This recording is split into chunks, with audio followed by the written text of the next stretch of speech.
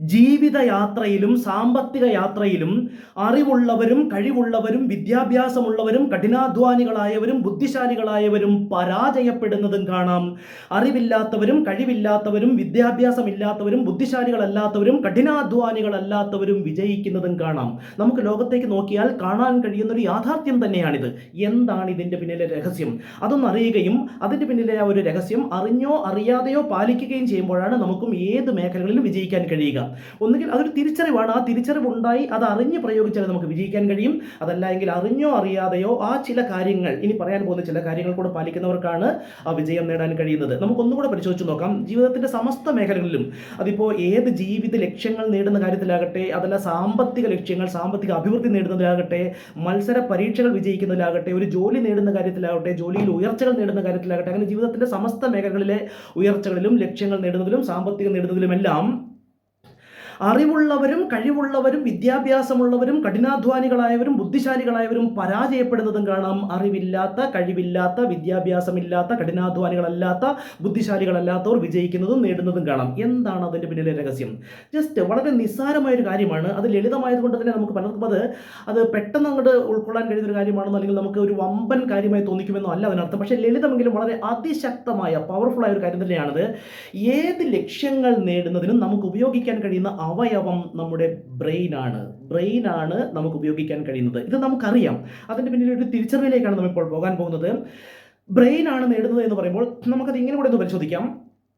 ഏത് ലക്ഷ്യങ്ങളാകട്ടെ അത് ഞാൻ നേടി, എനിക്ക് നേടാൻ കഴിഞ്ഞില്ല, ഞാൻ പരാജയപ്പെട്ടു, അല്ലെങ്കിൽ എനിക്ക് നേടാൻ കഴിഞ്ഞു, ഞാനത് നേടി എന്നെല്ലാം പറയുമ്പോൾ അത് ബ്രെയിനാണ് നേടിയത്. ഹാർട്ടോ ലിവറോ പാൻക്രിയാസോ അല്ല. ഹാർട്ടിനും ലിവറിനും പാൻക്രിയാസിനും ഒക്കെ നമ്മുടെ ബ്രെയിനിൻ്റെ പ്രവർത്തനത്തിൽ അത് ബാധിക്കുമെന്നുള്ളൊരു ശാസ്ത്രീയ സത്യം മറന്നുകൊണ്ടല്ല പറയുന്നത്. പക്ഷേ ആത്യന്തികമായി നോക്കിയാൽ നമുക്ക് നേടുന്നത് ബ്രെയിൻ ഫംഗ്ഷനിങ് ആണെങ്കിൽ അത് നേടിത്തരുന്നത് ബ്രെയിനാണ്. ഞാൻ നേടി, ഞാൻ നേടിയില്ല, ഞാൻ പരാജയപ്പെട്ടു, എനിക്ക് നേടാൻ കഴിഞ്ഞില്ല എന്നെല്ലാം പറയുമ്പോൾ അത് സംഭവിപ്പിച്ചത് ബ്രെയിനാണ്. അപ്പോൾ ബ്രെയിനിനെ കൊണ്ട് നമ്മുടെ ലക്ഷ്യങ്ങൾ നേടിയെടുക്കേണ്ടുന്ന ചില രഹസ്യങ്ങളുണ്ട്. അത് ചില മനഃശാസ്ത്ര കാര്യങ്ങൾ കൂടെയാണ്. അതായത് സിംപ്ലി നേരെ കാര്യത്തിലേക്ക് വരാം. അതായത് നമ്മൾ M+M=, success. Mind plus method സമം സക്സസ്. മെത്തഡുകളാണ് നമുക്ക് ആ ലക്ഷ്യങ്ങൾ നേടാൻ ആവശ്യമായ നാം പകൽ സമയങ്ങളിൽ അല്ലെങ്കിൽ നമ്മുടെ ആ പ്രവൃത്തി സമയങ്ങളിൽ നാം വ്യാപരിക്കുന്ന കാര്യങ്ങൾ നമ്മുടെ ലക്ഷ്യങ്ങൾ നേടാനായുള്ള മെത്തഡുകളാണ് ആ പ്രവൃത്തികൾ. ഇനി മൈൻഡ്, ബ്രെയിനിലേക്കും കൂടെ നാം ആ കമാൻഡ്, നമ്മുടെ ലക്ഷ്യം എന്താണോ എന്നുള്ള കമാൻഡ് കൊടുക്കുകയും അതിന് ഓപ്പോസിറ്റ് കമാൻഡ് കൊടുക്കാതിരിക്കുകയും കൂടെ ചെയ്യുമ്പോൾ, നെഗറ്റീവ് കമാൻഡുകൾ കൊടുക്കാതിരിക്കുകയും കൂടെ ചെയ്യുമ്പോൾ, പലരും പോസിറ്റീവ് കമാൻഡുകൾക്കൊപ്പം നെഗറ്റീവ് കമാൻഡുകൾ കൂടെ കൊടുക്കും. സിംപ്ലി എന്താണെന്ന് വ്യക്തമായി പെട്ടെന്ന് തന്നെ പറയാം. ഇത്രയേ ഉള്ളൂ. അതായത് ഏത് ലക്ഷ്യം നേടാൻ പോകുമ്പോഴും എനിക്കത് കഴിയില്ല, എന്നെ കൊണ്ടത് പറ്റില്ല, എൻ്റെ കാര്യം പോക്കാണ് തുടങ്ങിയ നെഗറ്റീവ് കമാൻഡുകൾ കൂടെ കൊടുക്കുമ്പോൾ ബ്രെയിൻ അത് നടപ്പാക്കും. നമ്മുടെ ബ്രെയിനിലേക്ക് നാം എപ്പോഴും ആ പോസിറ്റീവ് കമാൻഡുകൾ മാത്രം, നമുക്ക് എന്ത് ലക്ഷ്യമാണോ നേടേണ്ടത്, എനിക്കത് കഴിയും എന്നുള്ള ആ ഒരു വാക്ക് നമ്മൾ മനസ്സിലെപ്പോഴും ആവർത്തിക്കുക, പറയുക, അതിനാവശ്യമായ രീതിയിൽ നാം പ്രവർത്തിക്കുക. ഇല്ല, അല്ല, കഴിയില്ല, എനിക്ക് കഴിയില്ല, എന്നെ കൊണ്ടത് പറ്റില്ല. അതുമാത്രമല്ല ആ നേടാൻ പോകുന്ന മേഖലയെക്കുറിച്ചും, അത് എന്ത് തന്നെ ആവട്ടെ, സാമ്പത്തികമാവട്ടെ, മറ്റൊരു ലക്ഷ്യമാവട്ടെ, IAS ആവട്ടെ, അതിനെക്കുറിച്ചും അതൊന്നും ശരിയല്ല, ഇപ്പിട്ടാണ്, അങ്ങനെ തുടങ്ങിയ നെഗറ്റീവ് കാര്യങ്ങളും പറയാതിരിക്കുന്നതും നമ്മുടെ ബ്രെയിനിലേക്ക് റോങ് കമാൻഡ് പോകാതിരിക്കുന്നതിൻ്റെ കാരണമാണ്. സാമ്പത്തികം പെട്ടെന്ന് എല്ലാവർക്കും ആവശ്യമുള്ള ഒരു ഉദാഹരണം, സാമ്പത്തികം ഉദാഹരണമാക്കി എടുത്ത് പറഞ്ഞാൽ, ലോകത്ത് ചില സമൂഹങ്ങളുണ്ട്, ഒരൊറ്റ ദരിദ്രൻ പോലും ഇല്ലാത്ത ചില സമൂഹങ്ങൾ. അത് കേൾക്കുമ്പോൾ അത് അറിയുന്നവർക്കറിയാം, അറിയാത്തവർക്ക് അതൊരു അതിശയോക്തി പോലെയോ തള്ളുപോലെയോ ഒക്കെ പക്ഷേ ഒരൊറ്റ ദരിദ്രൻ പോലും ഇല്ലാത്ത ചില സമൂഹങ്ങളുണ്ട്. പാഴ്സി, ബനിയ നിങ്ങൾ മാർവാടികളെന്ന് അറിയുക. മാർവാടി എന്നാൽ അത് മാർവാർ എന്ന ഏരിയയിലുള്ളവരെ, ശരിക്കും അത് കാസ്റ്റ് ആണെങ്കിൽ ബനിയ, പാഴ്സി, ബോറി തുടങ്ങിയ ചില കാസ്റ്റുകൾ ഒരൊറ്റ ദരിദ്രൻ പോലും ഇല്ലാത്തവരുണ്ട്. എന്തുകൊണ്ടെന്നാൽ അവർ കുട്ടിക്കാലം മുതൽ ഒരിക്കൽ പോലും, അറിവാകുന്ന കാലം മുതൽ ഒരിക്കൽ പോലും ധനത്തെക്കുറിച്ച് നെഗറ്റീവ് വാക്കുകൾ പറയുകയേയില്ല. ഇവിടെ പലരും നമ്മൾ പോസിറ്റീവ് വാക്കുകൾ പറയുകയും പോസിറ്റീവായി ചിന്തിക്കുകയും ചെയ്യുമെങ്കിലും അതിനാനുപാതികമായി തന്നെ നെഗറ്റീവ് വാക്കുകൾ കൂടെ ബ്രെയിനിലേക്ക് കൊടുക്കുമ്പോൾ ബ്രെയിൻ അത് ബാലൻസ്ഡ് അല്ലാതായി മാറുകയാണ്.